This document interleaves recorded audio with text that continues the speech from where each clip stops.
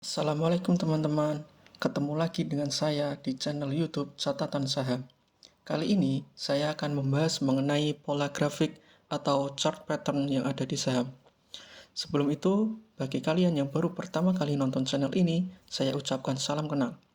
Langsung saja klik tombol subscribe beserta lonceng notifikasinya agar channel ini bisa terus berkembang dan memberi manfaat. Oke teman-teman, kita langsung masuk saja ke pembahasannya. Pola grafik atau chart pattern terbagi menjadi dua kategori, yaitu pola pembalikan arah atau reversal patterns dan pola berkelanjutan atau continuation patterns. Sesuai dengan namanya, reversal patterns mengindikasikan pembalikan arah tren yang sedang berlangsung. Sementara itu, continuation patterns mengindikasikan koreksi normal pada sebuah tren atau pause sesaat, di mana tren tersebut diperkirakan akan terus berlanjut. Ada beberapa jenis dari reversal patterns. Beberapa di antaranya yaitu head and shoulders, inverted head and shoulders, triple tops, triple bottoms, double tops, dan double bottom. Sementara itu, untuk continuation patterns yaitu triangles, flags, pennants, wedge, rectangle, dan cup and handle. Dalam video kali ini, saya hanya akan membahas tentang head and shoulders dan inverted head and shoulders. Oke, kita awali penjelasan di video ini dengan penjelasan head and shoulders terlebih dahulu. Head and shoulders merupakan salah satu reversal patterns yang paling populer dan andal. Pada tahun 1990 sampai dengan 1996, ada seseorang yang bernama Thomas Bulkowski yang menganalisis chart patterns ini dan ditemukan sebanyak 431 pola head and shoulders. Dia juga menyebutkan bahwa tingkat kegagalan pada pola ini hanya 7%. Secara sederhana, proses pembentukan formasi head and shoulders ditunjukkan pada gambar ini.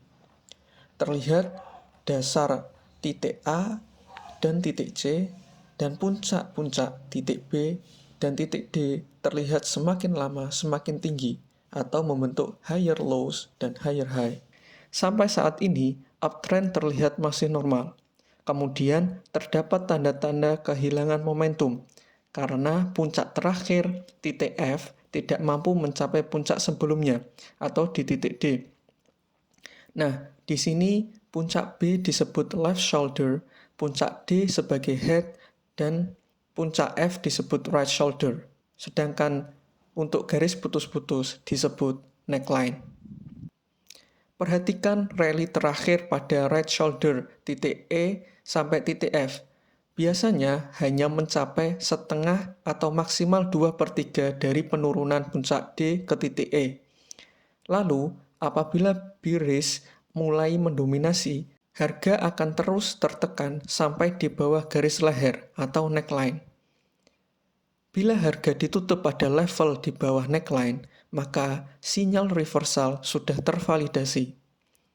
Pada pola ini, target penurunan harga dapat ditentukan, yaitu dengan memproyeksikan jarak vertikal antara puncak head titik D dengan neckline ke titik breakout pada neckline. Selanjutnya, kita beralih dari sisi volume. Volume pada head sebaiknya lebih tipis jika dibandingkan left shoulder. Yang paling penting, volume pada right shoulder adalah paling tipis jika dibandingkan dengan yang lain.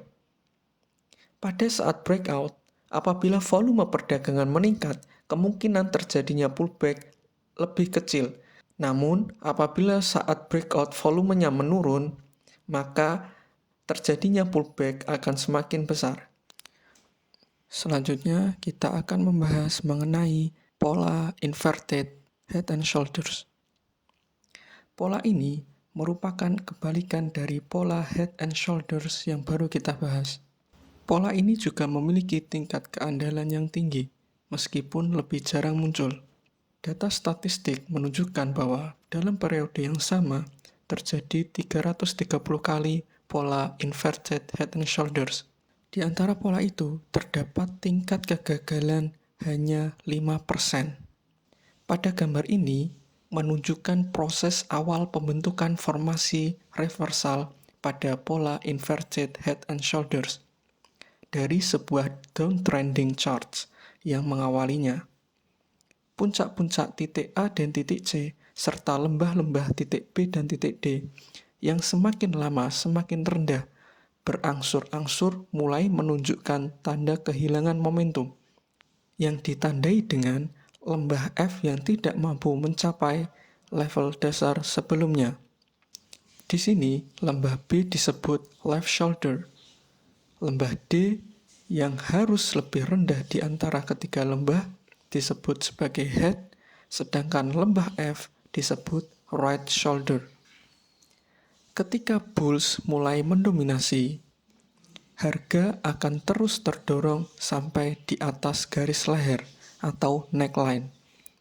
Bila harga ditutup pada level di atas neckline, maka sinyal reversal dikatakan telah mendapatkan validasi. Selanjutnya, minimum price objective yang sering disebut dengan target sudah bisa ditentukan. Caranya yaitu dengan memproyeksikan jarak vertikal antara titik D dengan neckline ke titik breakout. Koreksi terakhir pada right shoulder biasanya hanya mencapai V2 atau maksimal 2/3 dari jarak vertikal titik D ke titik E. Oke, kita beralih dari sisi volume. Volume yang mengiringi rally di akhir pembentukan formasi harus menunjukkan peningkatan yang signifikan dibandingkan volume-volume pada saat rally sebelumnya. Volume juga harus meningkat secara signifikan saat terjadi breakout. Volume menipis saat terjadi pullback, dan volume kembali meningkat saat meneruskan uptrend setelah pullback. Ini merupakan contoh dari pola head and shoulder yang terjadi di perusahaan gas negara. Dapat dilihat bahwa pola ini diawali dari posisi uptrend. Kemudian dia terjadi koreksi dan harga kembali mantul ke atas. Di sini kondisi uptrend masih terlihat normal karena harga dapat menembus posisi puncak dari sebelumnya. Dari posisi ini, harga kembali koreksi ke bawah dan mengalami rebound. Namun pada titik ini, harga tidak bisa menembus puncak sebelumnya. Dan dia kembali terkoreksi ke bawah. Pada titik ini, harga berhasil breakout dari garis neckline. Nah, ini merupakan konfirmasi dari pola head and shoulder. Kemudian, beberapa hari setelah breakout, harga masih sempat naik sedikit sebelum harga turun secara signifikan. Untuk menghitung target price dari pola head and shoulder dapat dihitung dari titik tertinggi dari posisi head ke garis neckline.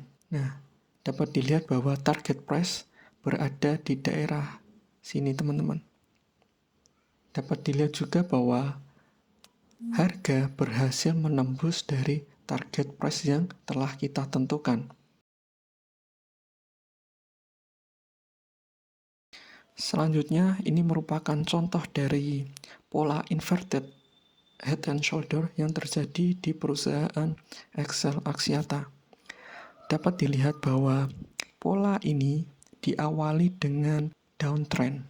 Kemudian di titik left shoulder dia mantul ke atas dan kemudian dia kembali terkoreksi ke bawah, menembus dari lembah sebelumnya. Dari sini dapat terlihat kondisi dari fase downtrend masih terlihat normal. Kemudian pada lembah setelahnya, dia tidak mampu menembus dari titik lembah sebelumnya. Dan dia mantul ke atas.